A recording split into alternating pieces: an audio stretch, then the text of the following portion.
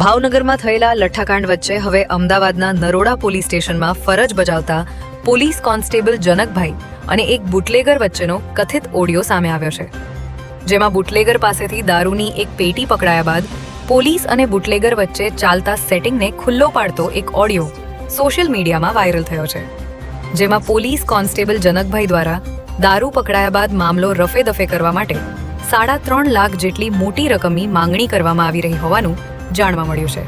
भाई साहब तो बोले लाई तो है करते भाई, एक दो पांच पेटी लाके धंधा नहीं करेंगे तो क्या करेंगे अब? तो मेरे को भी जानना तो यार, एक पेटी में क्या है यार? जो भी हो हिसाब को अभी अच्छा ऐसा करना है। पहले बार मिले हो तो वो तो बहुत बोल रहे हैं कि यहाँ तक करवा दो, पर मैं बात करता हूँ 3 तक हो तो बात करते हैं, बोलता हूँ तो रुक जा, ज्यादा नहीं कर सकता मैं। પોલીસ અને બુટલેગર વચ્ચેની વાતચીતનો આ ઓડિયો વાયરલ થતા રાજ્યમાં દારૂબંધી અને પોલીસની કામગીરી સામે અનેક સવાલો ઊભા થઈ રહ્યા છે।